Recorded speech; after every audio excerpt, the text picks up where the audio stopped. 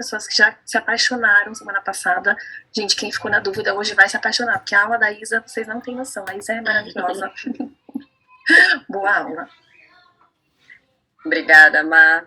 É um prazer estar com a turma de cirurgia de novo, mais uma turma. Eu amo dar aula para a turma de cirurgia, sou super suspeita, porque minha formação inicial é toda cirúrgica, então estar com a turma de ciru faz eu me sentir em casa.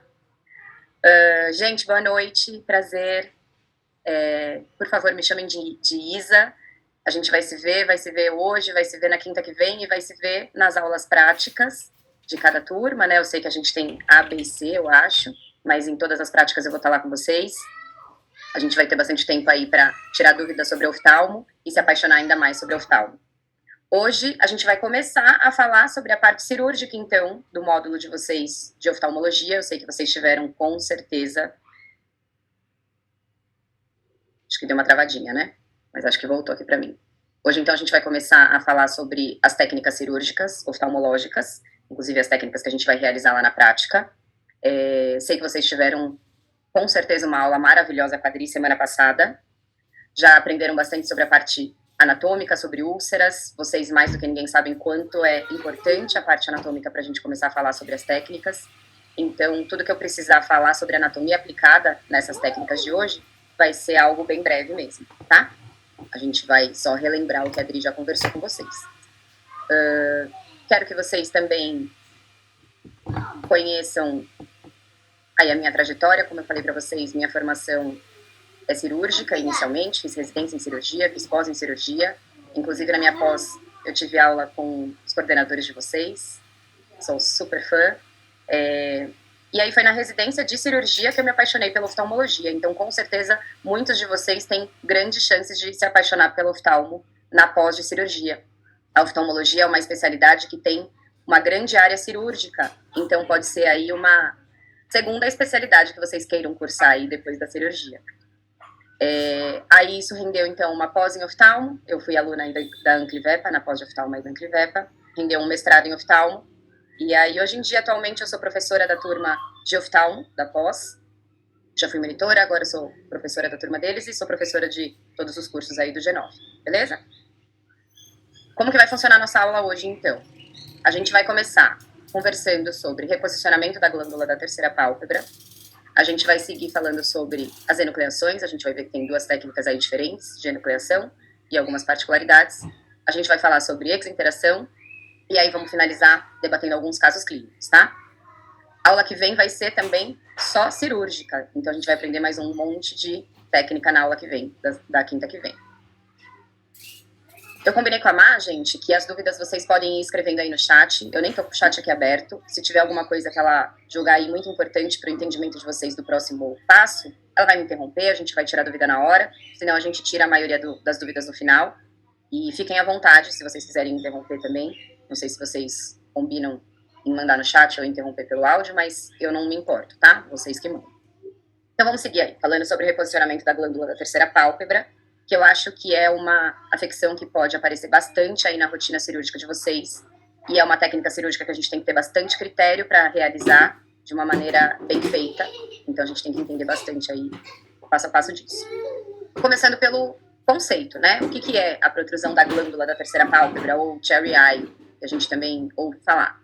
Nada mais é do que o deslocamento dorsal dessa glândula da terceira pálpebra e a protrusão da glândula pela margem da terceira pálpebra, sempre pela face bulbar da terceira pálpebra, ou seja, essa glândula fica exposta sempre pela face interna da terceira pálpebra. Então, lembrando lá da anatomia que a Adri conversou com vocês, a gente também pode chamar a terceira pálpebra de membrana nictitante ou prega semilunar.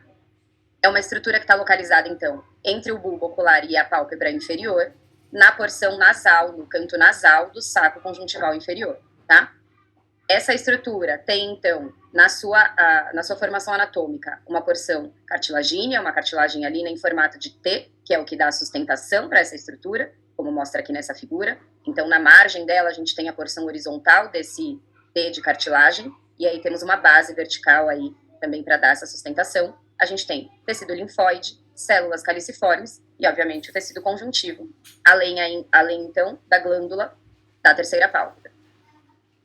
Essa estrutura tem como função a proteção física da córnea, assim como as pálpebras principais, superior e inferior. Ela também é responsável pela produção de parte da camada aquosa do filme lacrimal. A literatura cita aí entre 30% a 35% da porção aquosa do filme lacrimal é produzido pela glândula da terceira pálpebra. Tem função também de distribuição do filme lacrimal e também suporte imunológico com produção de anticorpos e lisozima, tá? Eu quero destacar aqui nessa figura, só para que a gente entenda o que eu falei anteriormente. Então, vejam nessa imagem de ilustração anatômica, num corte lateral, essa estrutura aqui onde o meu ponteiro está passando é a terceira pálpebra. Quando eu falo para vocês que a glândula da terceira pálpebra, quando está protruída, sempre aparece, sempre protrui pela face bulbar da terceira pálpebra, pela face interna, quer dizer que ela sempre vai estar exposta por essa face aqui identificada pelo número 4. Por que face bulbar? Porque é a face da terceira pálpebra que tem contato com o bulbo ocular. Essa nomenclatura vai ser importante para a gente entender o passo a passo da técnica mais para frente. Então, face bulbar é essa face que tem contato com o bulbo ocular, face interna. Face palpebral é a que tem contato com a pálpebra inferior, face externa, tá? Então, a glândula vai estar sempre aqui protruída por essa face interna da terceira pálpebra. Essa alteração não tem ainda, na literatura, um consenso do porquê, né? Então, a gente tem vários trabalhos e alguns citam, então, uma fragilidade desse tecido conectivo entre a base da terceira pálpebra e a órbita. Isso não está muito bem esclarecido ainda. É mais comum em cães, mas também acontece em gatos. Ela pode ter uma apresentação uni- ou bilateral. É importante entender que a apresentação unilateral é comum e a apresentação bilateral também é comum. Por que eu já estou chamando a atenção para isso? Porque se o paciente aparece com cherry eye, com protrusão da glândula unilateral, a gente não pode garantir que vai acontecer no outro olho também. Essa apresentação pode ser só unilateral e é comum que seja. Então, a gente não orienta que ele espere aparecer a protrusão da glândula no outro olho para que a gente, então, comece o tratamento, indique o tratamento que é cirúrgico.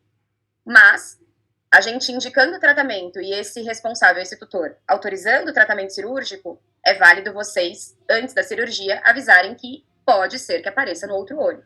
E que se isso acontecer, a gente vai precisar realizar a mesma intervenção cirúrgica no outro olho também para reposicionar essa glândula, tá? Geralmente, é uma alteração que aparece em animais com até 2 anos de idade e existem algumas raças predispostas. Beagle, Bulldogs, Lhasa. O Beagle, todo mundo vai falar, sério, Beagle? Eu não vejo tanto em Beagle. Na verdade, a gente não vê mais tanto Beagle, né? Por isso que a gente acha que não tem tanto em Beagle essa alteração. Mas, quando eu vejo que o meu paciente é Beagle, se eu fosse chutar o que ele vai ter, eu chutaria com certeza a protrusão da glândula. É bem comum para essa raça. Inclusive, um dos casos que a gente vai discutir é de um paciente meu, Beagle. Sinais clínicos que esse paciente pode apresentar. Numa fase inicial, gente, um aumento de volume no canto nasal. Então, olha lá, a glândula exposta, vai ser um aumento de volume no canto nasal. Pode ou não ter já um pouco de hiperemia conjuntival e pode ou não ter um pouco de secreção. Se a gente não trata, se o cliente não opera, esse paciente começa, então, a evoluir para uma fase mais crônica, em que a secreção fica muito mais evidente, a hiperemia fica muito mais evidente, a gente já tem uma predisposição maior de ceratites ulcerativas, ou seja, úlceras, que vocês já aprenderam na aula passada com a Adri, como a gente pode ver aqui nessa foto do canto direito, uma glândula, uma córnea com uma superfície com um tecido de granulação exuberante aqui e uma úlcera central, tá? E a gente pode também ter predisposição para a apresentação de ceratoconjuntivite seca, tá? Porque essa glândula exposta de forma crônica, esse tecido glandular responsável pela produção, então, como a gente viu, de parte dessa camada aquosa do filme lacrimal, começa a se transformar num tecido aí mais fibroso que começa a perder a função. E a gente começa a ter um déficit de produção de quantidade de lágrima. E isso já pode predispor o nosso paciente, então, a ceratoconjuntivite seca. Como que a gente vai fazer o diagnóstico dessa afecção? Inspeção, gente. Inspeção e exame oftalmológico.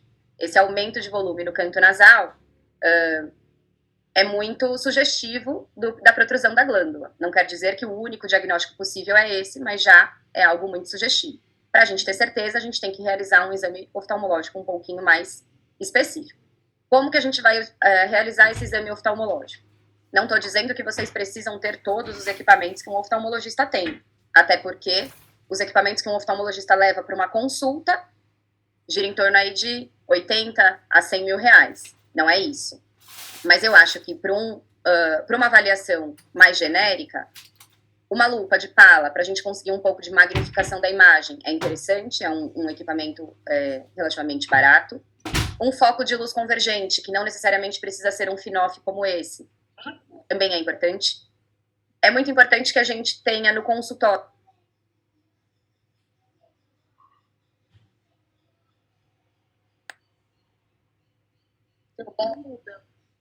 Ficou mudo, mas eu não mexi em nada. Não sei o que aconteceu. Que parte que eu parei, Má, que vocês estavam ouvindo? Logo no começo desse slide, Wilson. Tá bom. Então, para a gente realizar um exame oftalmológico aí um pouco mais específico, não estou cobrando que vocês realizem um exame oftalmológico completo, como um oftalmologista, obviamente, mas eu acho interessante a gente ter alguns equipamentos que não são tão caros, para que a gente consiga uma mínima magnificação da imagem. Então, uma lupa de pala já dá aí para a gente um aumento de 3, 4 vezes dessa imagem, já auxilia bastante. É interessante ter um foco convergente, não precisa ser necessariamente um FINOF, mas um foco de luz convergente. É interessante a gente ter o teste de fluoresceína para corar a superfície, para descartar a presença ou não de úlceras. Para isso, também é legal que a gente tenha o colírio anestésico na clínica, tá? E para a gente já descartar, ou pelo menos já pensar em ceratoconjuntivite seca, quando a gente pensa num caso mais crônico de protrusão da glândula, a gente pode realizar o teste de Schimmer, que é um teste que então avalia a quantidade de lágrima. Mas, obviamente, se esse paciente tiver úlcera, esse teste a gente não vai realizar nesse momento, tá? Isso tudo para a gente, então, conseguir fechar aí o nosso diagnóstico de protrusão de glândula. Pensando na técnica cirúrgica e no preparo do nosso paciente, eu costumo sempre entrar com um tratamento clínico para esse paciente, antes da cirurgia, ou até mesmo naquele momento de coleta de exames pré-operatórios. Então, enquanto o paciente está naquele momento de coleta de exames, agendamento para coleta de exames, a gente já entra com um colírio anti-inflamatório e um colírio lubrificante. Se o paciente for muito agitado, tiver alguma dermatopatia, ou se tiver com a superfície muito inflamada, muito hiperêmica, é legal até já pedir para o cliente colocar o colar protetor nesse paciente, para que na semana anterior, nas 2 semanas anteriores, esse paciente não coce o olho e não fique reativando essa inflamação de superfície. Lógico que aqui, gente, anti-inflamatório tópico, só se esse paciente tiver com um teste de fluoresceína negativo, só se ele não tiver com úlcera, tá? Não estando com úlcera, a gente pode também associar o colírio antibiótico, tá? Aqui nesse protocolo. Então, vocês podem fazer uso de colírios que tem tanto o antibiótico quanto o anti-inflamatório no mesmo colírio. Então, um Tobradex, um Silodex, colírios que tenham aí os 2 princípios ativos. Se houver úlcera, só antibiótico, sem o anti-inflamatório, tá? Isso daí a gente faz por pelo menos uma semaninha antes, 1 a 2 semanas antes, se o caso não for tão crônico, para que a gente, então, torne esse tecido conjuntival que recobre a terceira pálpebra menos inflamado e, consequentemente, menos friável e causando, então, menos chances de deiscência e recidiva dessa técnica, dessa cirurgia, tá? O tratamento é cirúrgico, o tratamento definitivo é cirúrgico e envolve o reposicionamento dessa glândula. Então, a gente não vai remover a glândula, a gente vai reposicionar a glândula. A técnica que a gente vai ver aqui na aula teórica e que a gente vai aprender na aula prática é a técnica que a gente mais utiliza na nossa rotina cirúrgica, que é a técnica de bolso ou de pocket, tá? Existem algumas variações, isso a gente vai talvez abordar um pouco mais lá na aula prática, mas vocês vão ver aqui na animação mais ou menos como funciona essa técnica. Vamos ver se vai passar aqui a animação. Olha lá, a gente expõe a face bulbar da terceira pálpebra, realiza 2 incisões paralelas na base da glândula, sem unir os vértices dessas 2 incisões. A gente ancora a nossa sutura invaginante na face externa da terceira pálpebra, próxima ao fórnice conjuntival, passa o fio lá para dentro, para a face interna. Nessa face interna, a gente inicia a sutura invaginante, que a gente utiliza o Cushing. No final do Cushing, a gente, então, puxa esse fio para ver se a glândula reposicionou, se o fio invaginou. Conseguindo esse resultado, a gente passa o fio novamente para a face externa da terceira pálpebra e finaliza a nossa sutura contínua com um nó de ancoragem próximo ao fórnice conjuntival de novo, tá? Aí tá aqui escrito, então, Fio absorvível ou não absorvível? Ambos podem ser utilizados para essa técnica.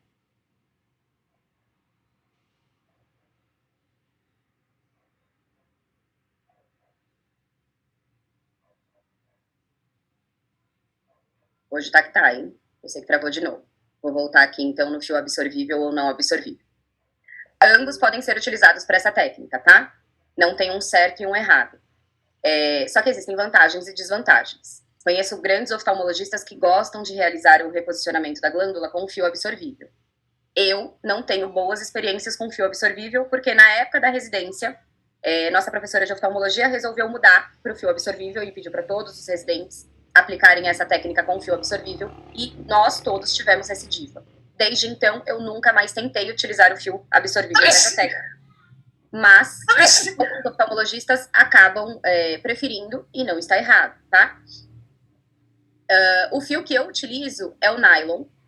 Eu acredito que é um fio que tem menos reação, é um fio que, por ser monofilamentar, com uma superfície bem lisa, torna essa técnica, a execução da técnica mais fácil e a passada do fio pelo tecido conjuntivo mais delicada, então lesionando menos esse tecido. A gente tem menos recidivas, a gente tem até trabalhos que comparam isso e comparam então com índices de recidiva. Agora a gente tem que escolher o calibre correto do fio, tá? Então 5 ou 6 zeros, não mais que isso. Não é uma técnica para a gente utilizar aí um fio 3 zeros ou até mesmo um fio 4 zeros. Então é uma técnica com calibre de fio bem delicado, tá? Então independente se você vai utilizar o absorvível ou não, o calibre sempre envolvendo um fio 5 ou 6 zeros, tá bom? Pós-operatório dessa técnica, colar protetor. Vocês vão ver que nada na oftalmologia acontece sem o colar protetor. Medicações tópicas. Colírio antibiótico, pelo menos 4 vezes ao dia, pelo menos por 7 dias. Às vezes a gente estende para 2 semanas. Anti-inflamatório, se necessário, colírio, 3, 4 vezes ao dia.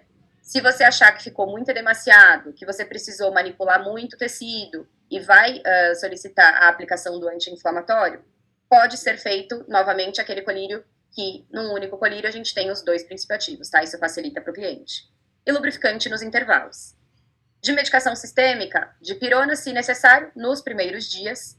E, dependendo da manipulação e do edema, da quimose dessa conjuntiva no pós-operatório, às vezes você pode prescrever por mais uns 2 dias em casa, anti-inflamatório sistêmico também.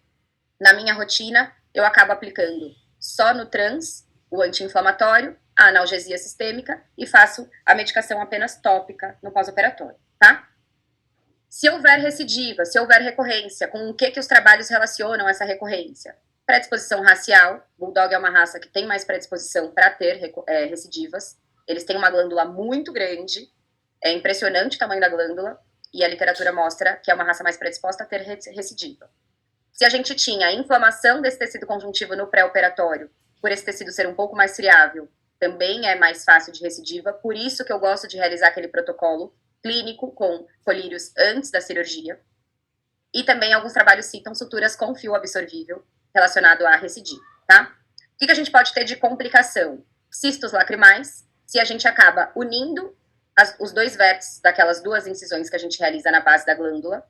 A gente vai falar bastante disso lá na aula prática, mas é o que eu comentei no slide anterior. As 2 incisões que a gente realiza na face bulbar, na base da glândula, são 2 incisões paralelas à base da glândula, e elas não se encontram nos seus vértices. Elas não formam uma elipse, porque se você forma uma elipse, você tem mais chances de causar cistos lacrimais. E a gente pode ter também iatrogenias ou até mesmo ceratoconjuntivite seca, dependendo da cronicidade desse quadro, tá?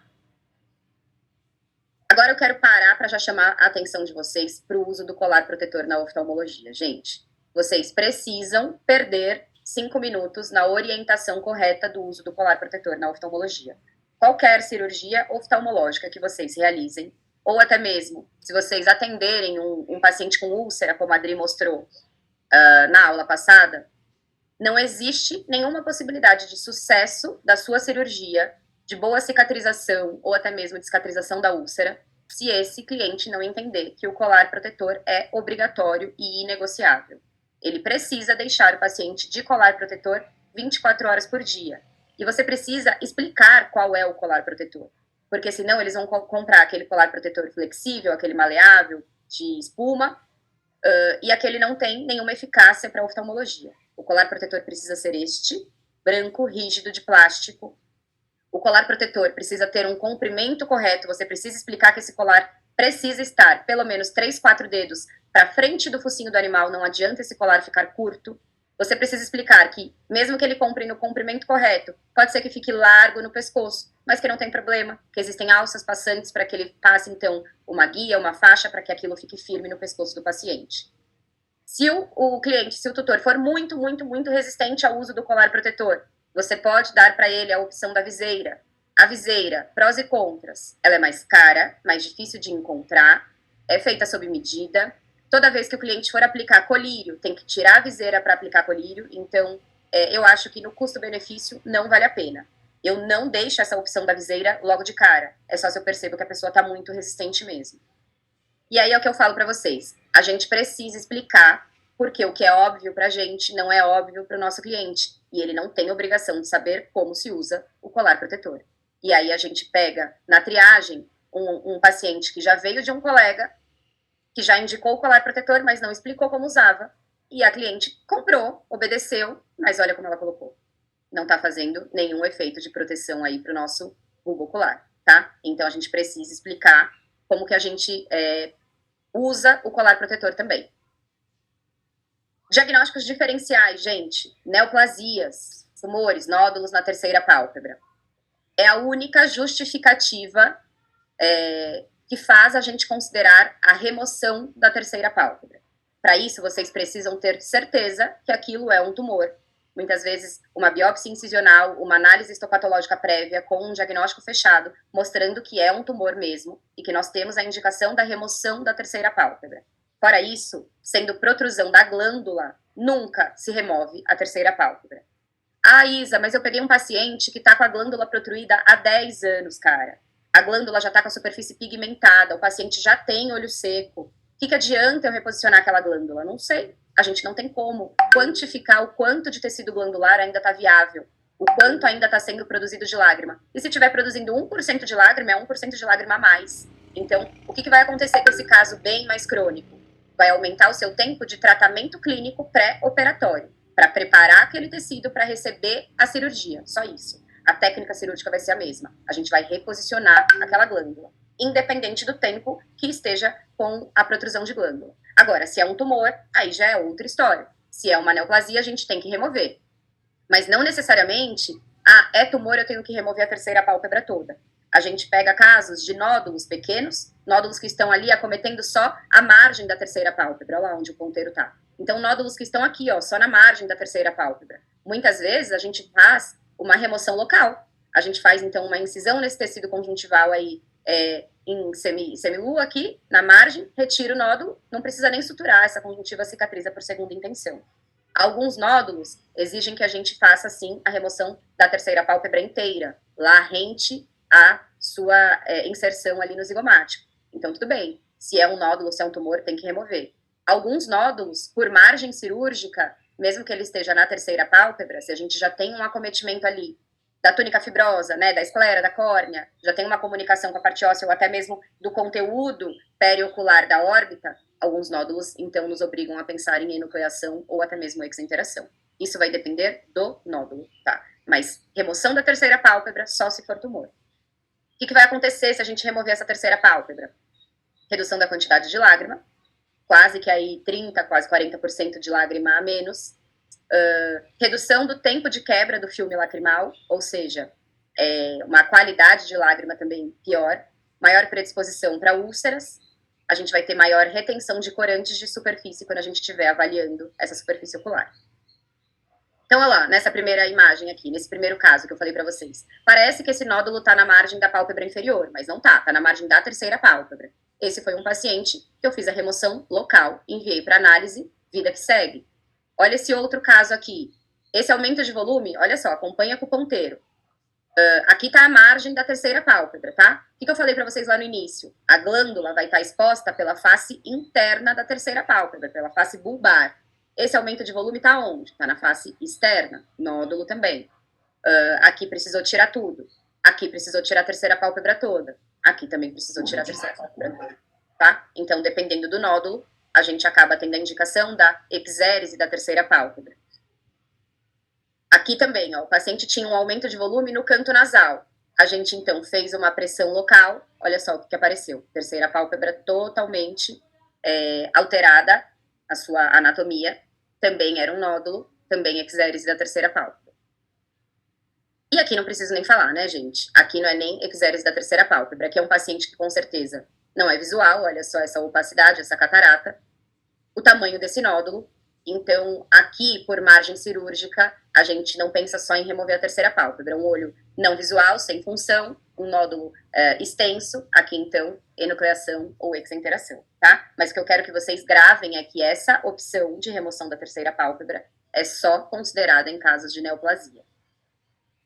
Outro diagnóstico diferencial, eversão da cartilagem. Olha só, esse gatinho que a gente operou aí no Hospital Público da Anclivepa também.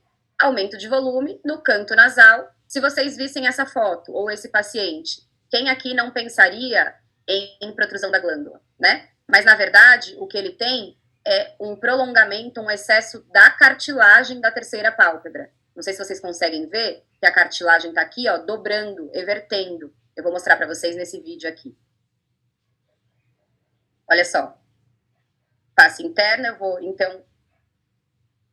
Conseguiu ver? A cartilagem dobra, ela everte, ela está prolongada. Aqui não é protrusão da glândula, é eversão da cartilagem. Também é um diagnóstico diferencial para esse aumento de volume de canto nasal. Nesse caso, o tratamento também é cirúrgico e a gente realiza a secção desse excesso da cartilagem só. Então, a gente faz uma incisão na conjuntiva, divulsiona essa cartilagem e secciona o excesso de cartilagem que está fazendo esse paciente ter a eversão aí dessa margem da terceira pálpebra. Tá? Então, como diagnósticos diferenciais, a gente tem ou neoplasias ou eversão da cartilagem da terceira pálpebra, que a gente precisa, então, diferenciar da protrusão da glândula para ter a indicação cirúrgica correta e o tratamento correto do nosso paciente. Isa, beleza? Para você passar de novo esse vídeo. E perguntaram quais são as NELs mais comuns da glândula da terceira pálpebra. Hemangioma, hemangiosarcoma, a gente já teve também carcinomas, mas varia, acaba variando. Eu, sinceramente, na minha bagagem individual, eu não vejo uma predisposição a um tipo único, não. Tá? Mas a literatura cita essas daí. Deu o vídeo? Quem pediu para passar o vídeo de novo? Deu certo? Esclareceu?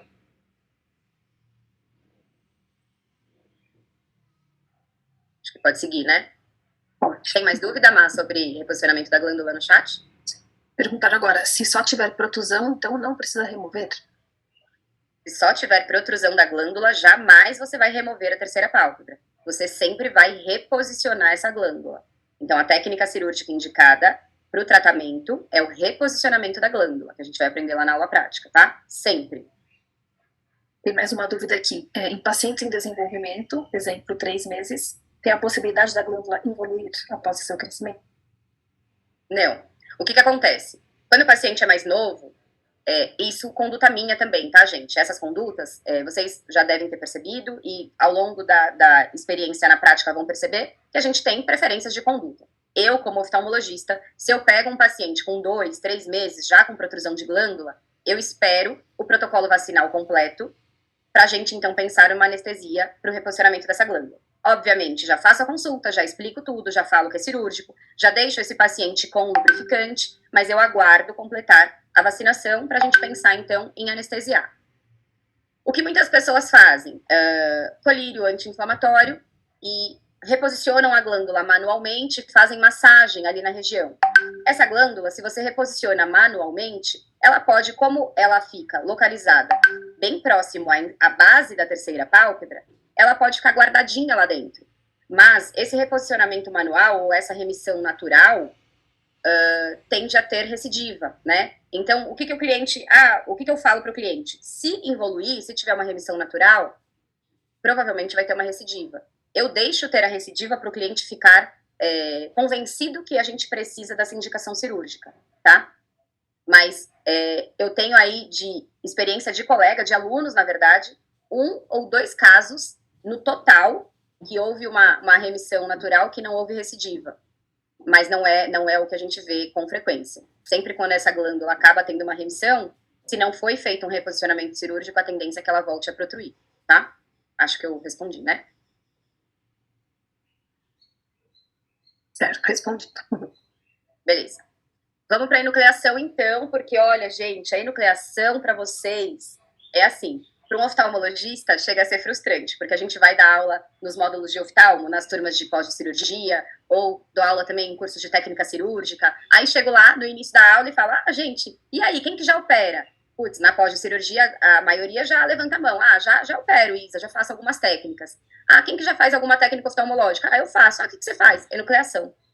Gente, oftalmologista quer morrer, que a única coisa que o pessoal faz é enucleação, todo mundo arranca o olho. Então, o que eu quero com as enucleações? Que a gente entenda as indicações, que a gente entenda a diferença das técnicas e que a gente entenda que muitas vezes a indicação não é enucleação. Tá bom? Vamos lá, então. Por isso que vocês vão ver que eu acabei puxando um pouco mais a aula para enucleação e exenteração, porque eu acho que é algo que vocês acabam tendo mais rotina na vida de vocês, tá? Então, obviamente, essa tricotomia, para esses casos oftalmológicos, o paciente já vai estar anestesiado no momento da tricotomia. Pensem em vocês realizando tricotomia numa pálpebra, uma máquina de trico, o paciente acordado. Impossível, né? Então, nosso centro cirúrgico, se vocês tiverem uma sala de preparo, é o melhor cenário, obviamente. Então, numa sala de preparo, o anestesista já faz a medicação pré-anestésica, a gente já, então, faz a tricotomia desse paciente. Ou então, isso é feito no centro cirúrgico, mas com a cautela de ser realizado antes da abertura da mesa cirúrgica e também com toda uma proteção ali da mesa cirúrgica que o paciente está deitado, para que a gente não tenha tanta contaminação do centro. Antisepsia adequada.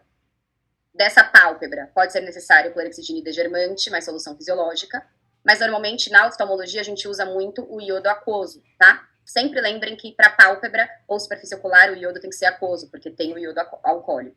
Então, iodo aquoso na pálpebra, saco conjuntival, fórnice conjuntival, faz realmente uma lavagem mesmo. Então, a gente pode fazer uma solução iodada, diluída, e colocar na superfície ocular mesmo, no saco conjuntival, tá? Obviamente, vocês já estão mais que craques nisso, nesse material adequado. E o que é um material adequado? Pensando para uma turma de cirurgia. Material de cirurgias extraoculares delicados. Não é o nosso material de cirurgia geral, tá? Então, não vai ser o mesmo porta-agulha, não vai ser as mesmas pinças, não vai ser a mesma tesoura. Tesoura íris, material delicado para abordagem desses tecidos. Posicionamento do paciente, decúbito lateral ou ventral. E, para enucleação, normalmente a gente faz um bloqueio retrobulbar. Os oftalmologistas gostam de fazer o bloqueio, mas pode ser feito pelo anestesista também, tá? O ideal é que a gente consiga fazer guiado pelo ultrassom, mas na rotina isso é mais difícil de ser realizado dessa forma. Dá para realizar o bloqueio retrobulbar tendo como referência a órbita, tá? Dá para a gente conseguir realizar. Mas é importante que realize para essa técnica.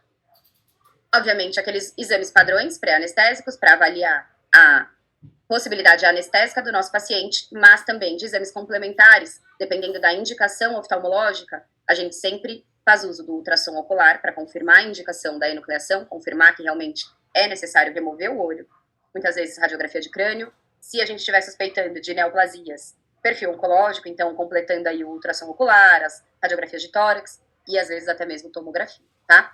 Olhem só, tricotomia ampla, antisepsia ampla, não importa aí o que o cliente goste ou não, tá? Nesse momento, é a gente que é o dono do centro cirúrgico.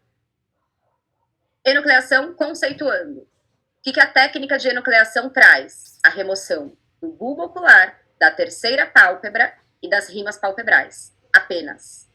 Todos os outros tecidos perioculares que compõem e preenchem a órbita permanecem na órbita numa enucleação, tá? A gente tem duas técnicas de enucleação transconjuntival e transpalpebral. São técnicas que diferenciam um pouco no início da técnica. Quando que tem indicação de enucleação? Tumores intraoculares, sem o comprometimento da túnica fibrosa, ou seja, sem o comprometimento do esqueleto, do olho ali, a córnea, a esclera. Casos de endoftalmite, de contaminação ali interna desse olho, já com déficit visual e prognóstico visual ruim, ausente. Traumas oculares, perfurantes ou não. Muitas vezes uma uveíte, um trauma ocular não perfurante, causa uma uveíte, uma inflamação desse olho tão severa que esse olho até acaba evoluindo para uma atrofia, tá?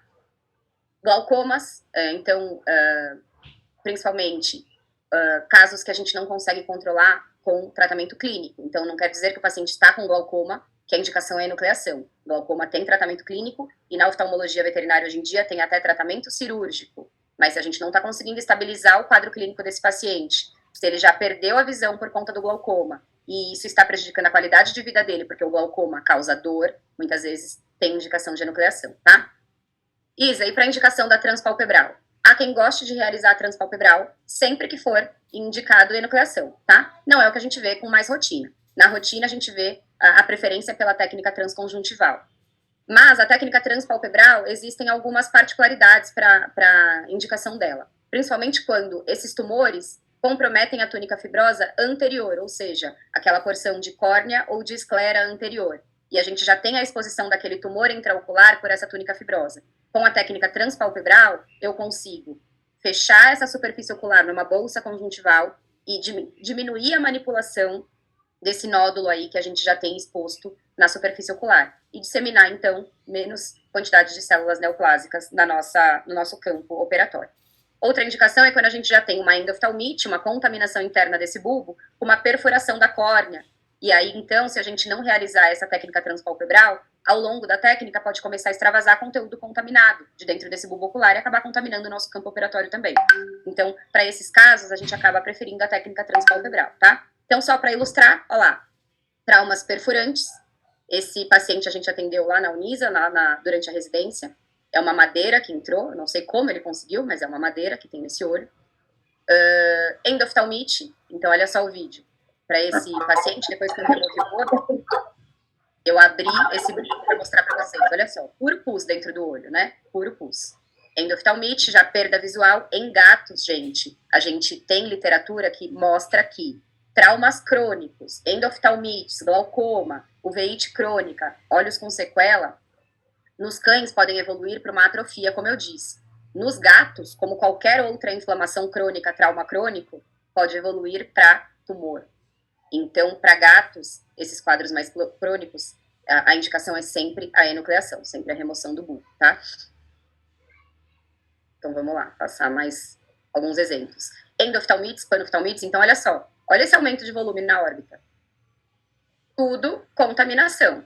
Pasmem, todos esses casos começaram com um simples olho seco, não tratado, tá?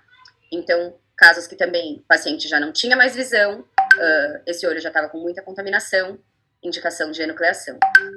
Tumores intraoculares, olha só no vídeo. Aqui, nessa região de 12 horas, esse aumento de volume vindo da íris, do corpo ciliar, que já está cometendo aqui a esclera, ó, já está exposto aqui na esclera, já está cometendo a túnica fibrosa, também indicação de enucleação. Proptose do bulbo ocular, na aula que vem a gente vai ter uma aula só sobre proptose do bulbo, mas vocês vão ver que em alguns casos já tem indicação direta de enucleação, esses traumas. Olha só esse, olhando por essa foto aqui da esquerda, dá pra gente ter uma ideia que esse olho já estava basicamente enucleado, né, também foi um caso de proptose. Esse daqui nem preciso dizer, né, gente, olha o nervo óptico aqui já seccionado, então, enucleação com certeza. Casos de glaucoma, como eu disse para vocês, que a gente não consegue um controle clínico e não consegue manter a qualidade de vida do nosso paciente clinicamente, enucleação.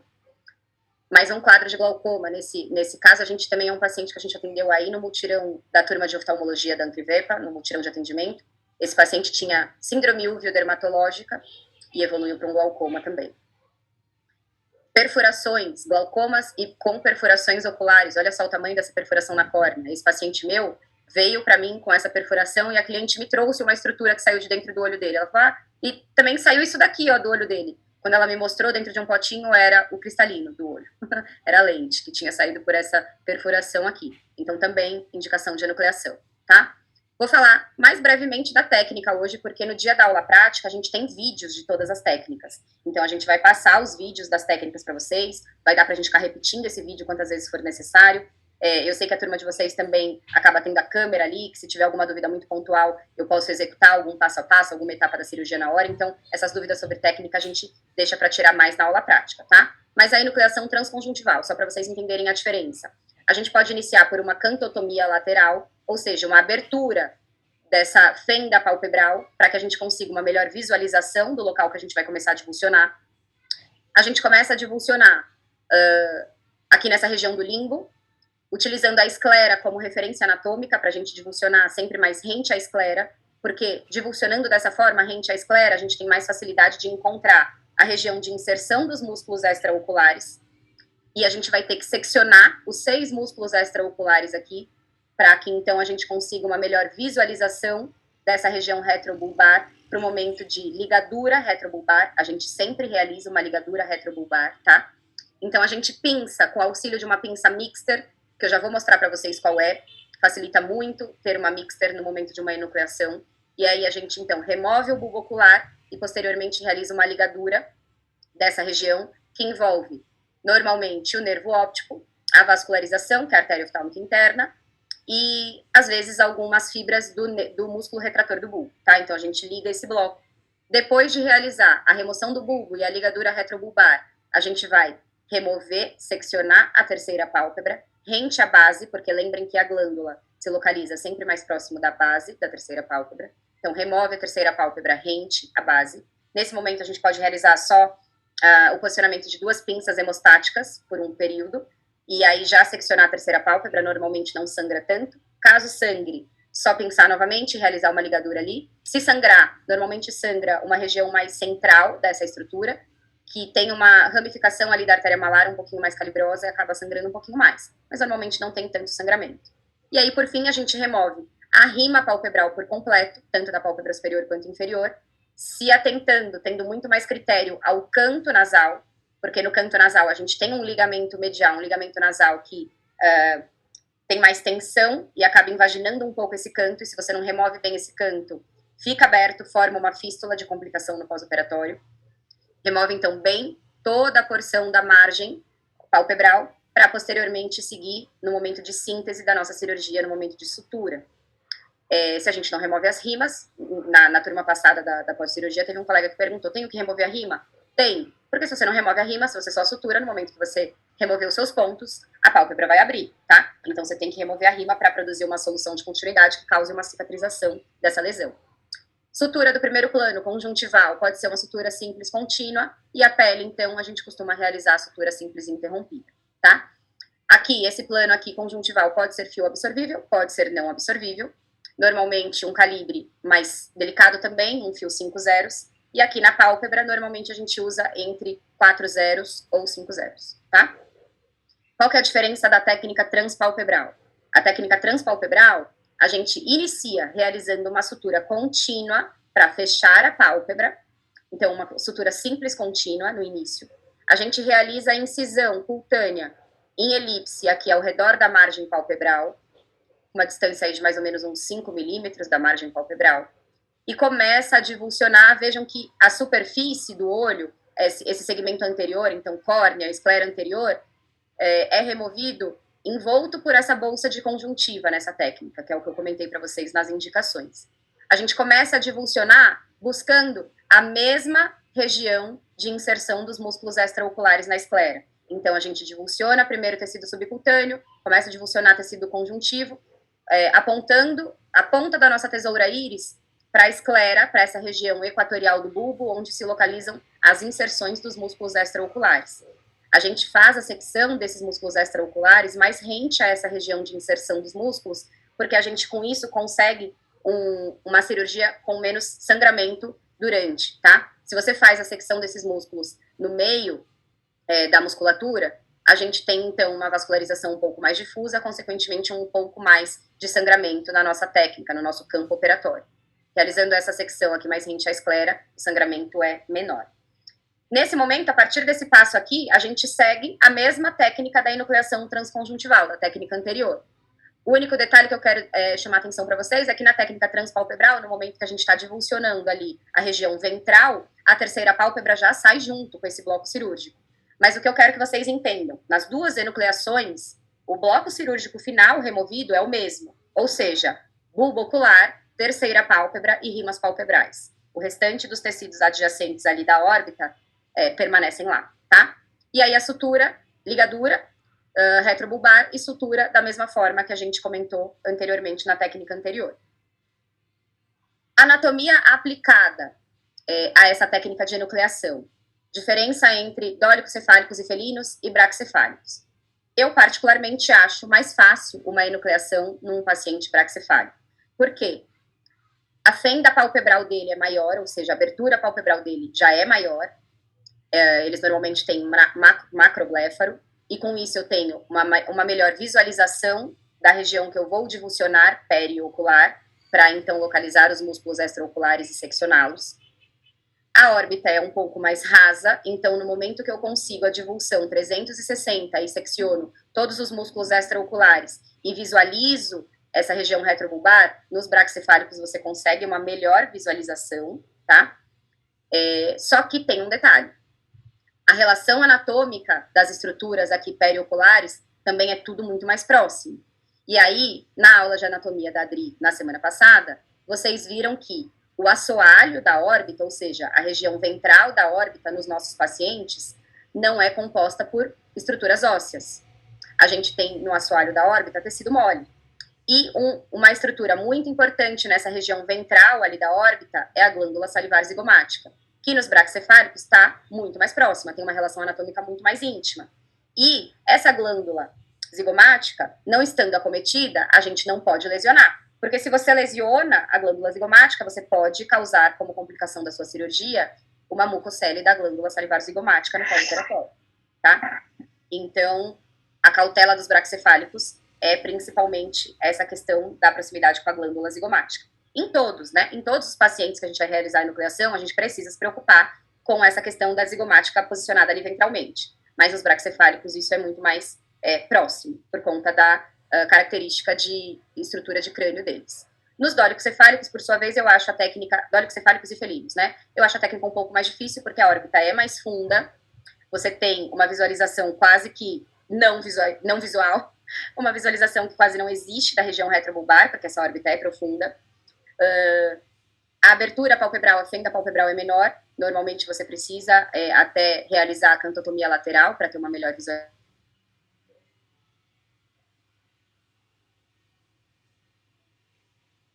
Travou, Isa. Em profundidade.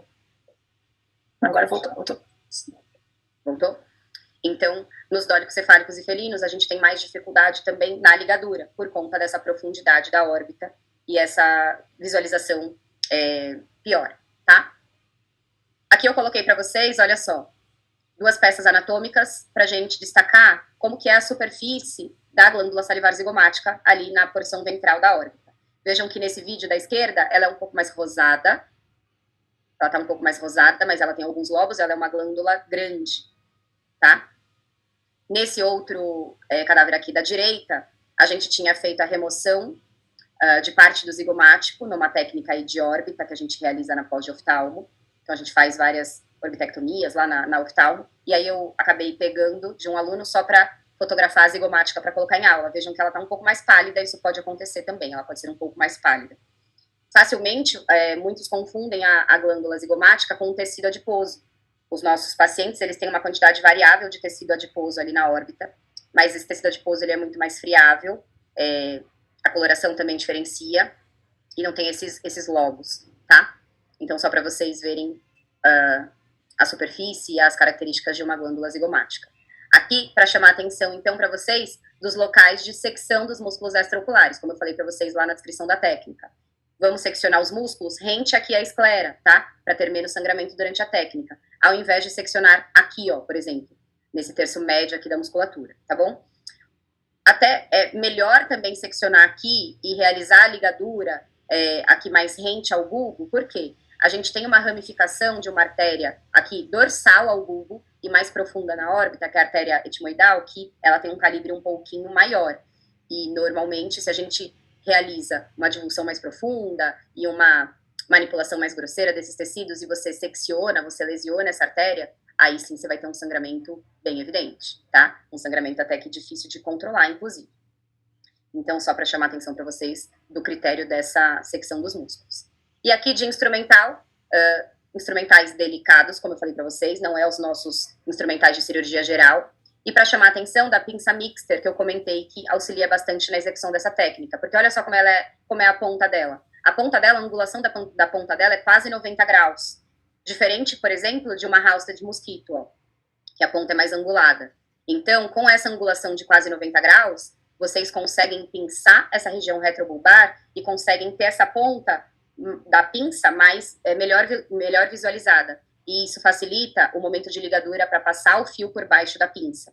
Pensem que vocês vão estar dentro da órbita numa região profunda e que vocês não conseguem aí uma manipulação tão boa, tá? O que a gente não pode fazer numa enucleação de jeito nenhum, gente? Tracionar muito o bulbo ocular durante a técnica. Isso pode gerar lesão no quiasma, que a Adri deve ter mostrado para vocês. Quiasma é a região onde as fibras do nervo óptico se cruzam, então, se você lesiona o quiasma, você pode gerar neurites e cegueiras no olho contralateral. Então, dependendo da tração que você faz no bulbo, você está enucleando um olho, seu paciente vai acordar cego do outro. E não é isso que a gente quer, né? Então, cuidado ao tracionar o bulbo. Outra coisa que os anestesistas morrem de medo, reflexo óculo cardíaco, que também, ao tracionar o bulbo, você pode gerar um estímulo vagal, que causa uma bradicardia bem severa, que às vezes o anestesista nem tem tempo de reverter, tá? Por isso que, normalmente, para essa técnica, para enucleação, a gente realiza o bloqueio retrobulbar. Realizem ligadura, gente. Não corram o risco de ter neovascularização ali. Ah, tô enucleando porque é um tumor. Tumor tem neovascularização. Você não sabe se vai sangrar ou não. Não passem perrengue. A técnica é descrita com ligadura, tá? Então, realizem ligadura retrobulbar. E, obviamente, a gente tem que tentar remover esse bulbo ocular íntegro, né? Sem ruptura do bulbo ocular.